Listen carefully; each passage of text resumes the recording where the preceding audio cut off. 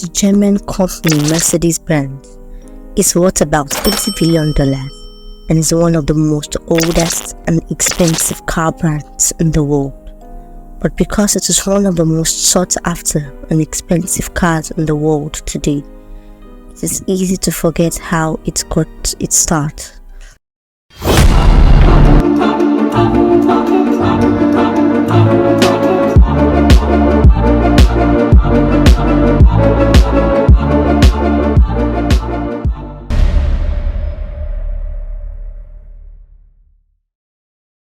A poor engineer started it all.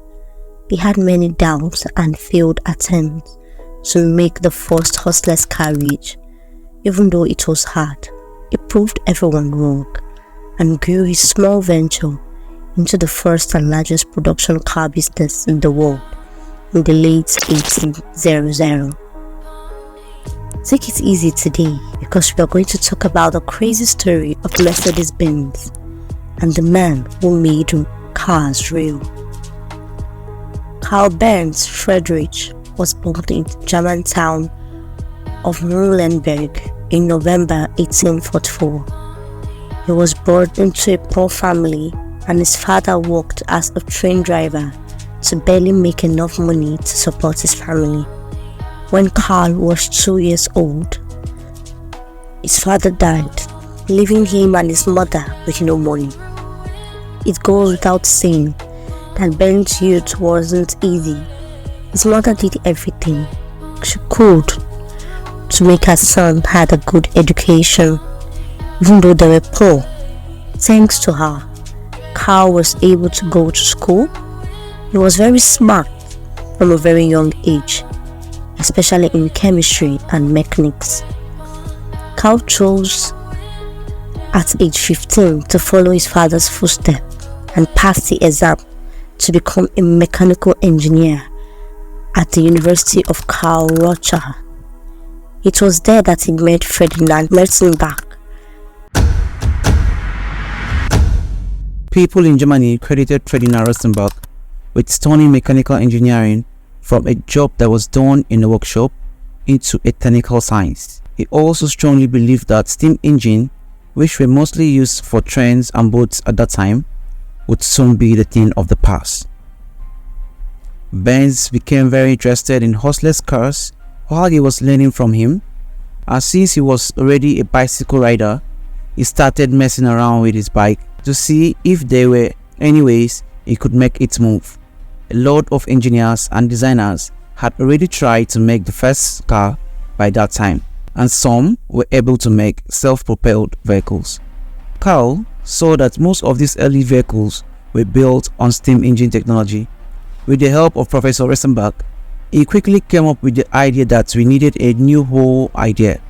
A lot of people laughed at this idea at first, but he always believed in it. He just needed more time to show it. After graduating at the age of 19, Benz worked as an engineer and building worker for 7 years. He did not really like any of them, but he used what he learned to start his own company when he was 27 years old in 1871. After, Karl teamed up with a mechanic named August Ritter. The two of them started working together in a founding and workshop in Mannheim. At the same time, Benz kept working on his side projects to make a motorized carriage. He thought it would be important to have a partner to help him run the business. Even though Karl thought that his business partner would be reliable, they left the officials take their tools away. During the first year, the business had a lot of problems. Lucky for Karl, he has also met Bertha around that time, and they had intentions of getting married. Bertha came from a rich family and had strong morals. She couldn't stand seeing her fiancé's hard work wasted by his business partner, so she used her own diary to buy Augustine's entire share of the company, giving her and Karl full control of the business. Together, they were able to fix things and keep the business running for 10 years. During that time, Karl was able to show how smart he really was by making big steps forward in his side projects. The most important thing that they did was to make a gasoline 2-stroke engine in 1879. To make more money, he also started to pattern his ideas, like the way he controlled the speed of an engine and how he used a battery, spark plug, carburetor, clutch, gear shift, and water heater to start the engine. Carl was getting closer to his dream of making a horseless carriage with these ideas. He had thought that the business could do better, but it wasn't. The boss said that Carl's venture had to be incorporated because the price of making things has gone up so much. Because of this, he had to work with other partners in 1882, turning his business into a joint stock company. After everything was said and done, Carl was demoted because he only owns 5% of his company shares. Things got even worse when his ideas stopped being used when the company made new ideas. He really didn't have any say in the company anymore. Carl was upset and angry about this idea, so the next year he packed up his things and quit the company. Because he always loved bike, he met Max Ross and Frederick Wiham, two men who ran a shop in Maham that fixed bikes. They started BENZ and C together. They worked on making industrial machines and stationary gas engines. However, unlike Carl's last venture, this one got off on a very good start and quickly became very profitable with 25 employees and steady income coming in. BENZ finally put all his attentions on making a car with a petrol engine, which had been his dream for a long time. Carl did not add a motor to the carriage. Instead, he built the carriage around the motor and used bicycle-like technology. In 1885, he built BENZ's original motor wagon, which many people thought was the first real car. This two-seater car had 3 wired wheels that makes it look like a tricycle. It was driven by a gasoline 4-stroke engine. It would go about 7 miles per hour and had 1-cylinder engine that made 2/3 of the horsepower. BENZ knew that this was a great deal, so he tested and improved his car until it was ready to be shown to the public in the summer of 1886. But this got mixed reviews from reviewers. Some liked what he made, while others didn't. A lot of people didn't trust the machine, and many didn't want him to drive it on the main street for fear that it could blow up. Some people were even sure that BENZ was the devil riding the devilish carriage. They asked why anyone could buy such a machine. It was not faster than a horse, and it could break down or run out of gas. Carl BENZ was still sure that this horseless carriage was the way to the future. He was the first person in the world to start selling cars, which he did in 1888. His wife was his biggest fan, and she could often stay with him in the workshop and give him new ideas. But even after he made changes, people still couldn't see Carl's vision. A few people that did buy the cars, on the other hand, could only drive the short distance and always needed engineers with them. But one big thing was clear: Carl had to show everyone that the car was here to stay. In the early summer of 1888, Bertha BENZ got out of bed before her husband Carl and got into their car to go on one of the most important journeys in the history of cars. It was 66 miles from Mohem to Foxham, where she was going to see her mother. She took her 2 sons with her. At that time, no cars or motorized carriage had ever tried to go that far, but she was determined to show how important BENZ's idea was. But the trip wasn't easy. Bertha ran into a lot of problems along the way. She had to cross dusty and rocky roads that were meant for horses, and even fix a few things that were broken on her car. It took Bertha more than 12 hours to drive the 66 miles to Foxham. Bertha's main goal for the trip was to get people to notice that the car was the next big thing. It made the BENZ wagon the talk of the town and got a lot of attention. Daimler and Wilhelm Maybach, who was his business partner for life, were both designers whose goal was to make a small, fast engine that could be used in any kind of vehicles. They were both very smart engineers, but Daimler was known to be very competitive. He also had a lot of business style and knowledge that Carl BENZ didn't seem to have. In 1892, Daimler released their first widely available car. 2 years later, they made a car with 2 cylinders, and in 1897, they released their first model with a front engine. Thus clearly the Daimler company was coming up to Benz because people liked and felt more comfortable in their cars. Mr. Daimler died in the 90s, leaving Maybach to run their business. It was while Maybach was in control that Daimler created his most important work, the Mercedes 35 horsepower in 1901. This car was unique because it was the first one to have all the parts that make up a modern car. It had a strong gas engine, a wider and longer body, and a customized matte steel frame. Its center of mass was closer to the ground because it was first made for racing. Emil Jallinel, a rich businessman, asked for this car to be made, and he chose to name it after his daughter, Mercedes. With a top speed of 56 miles per hour, this car was faster than any other car of its time, and it went on to win many street race and hill climb events.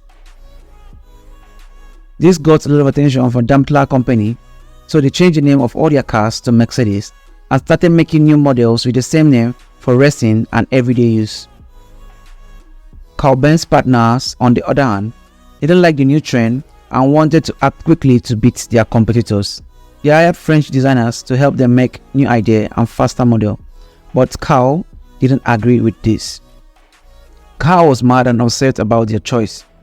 He had never been interested in racing cars and always liked to drive slowly and carefully.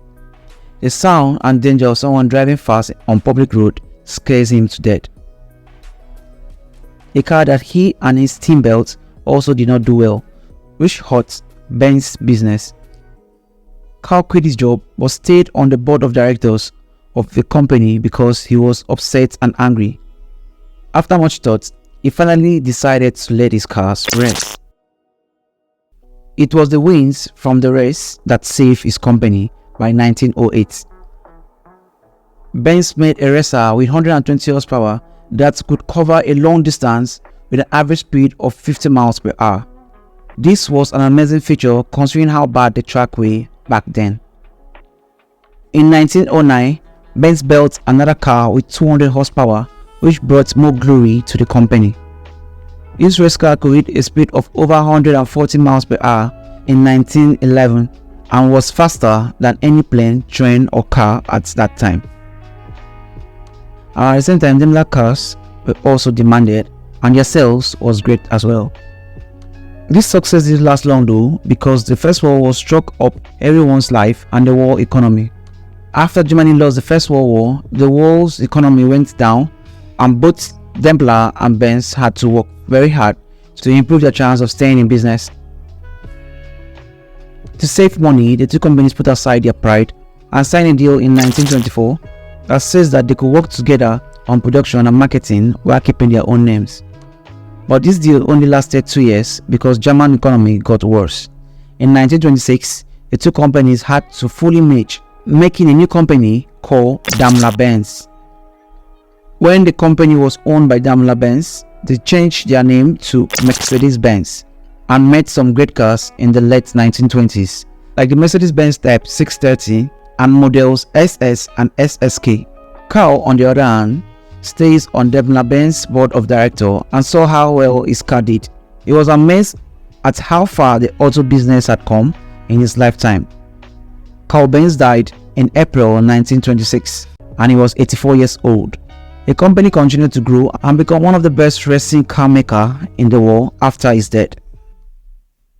When Hitler took power in Germany in 1933, he wanted to show the world the best of German engineering and technology in order to make his political views more popular than those of his peers.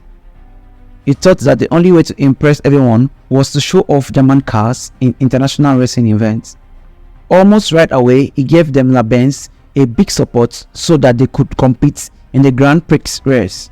At that time, no other car companies would spend much time and money making cars as quickly as Daimler-Benz did.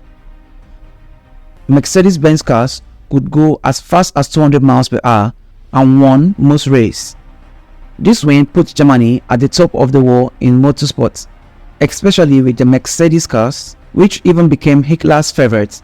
In fact, the Mercedes-Benz 770, a larger luxurious car, mostly used by high-ranking Nazi politicians and other Axis officials, was one of the cars he was often seen in.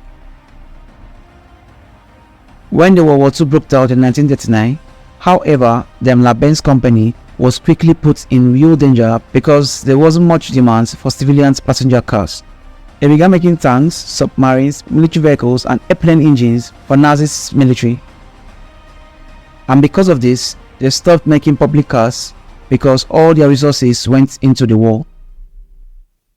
By 1950s, Mercedes-Benz has regained a lot of its power. It made a strong comeback in motorsport events and had great sales all over the world.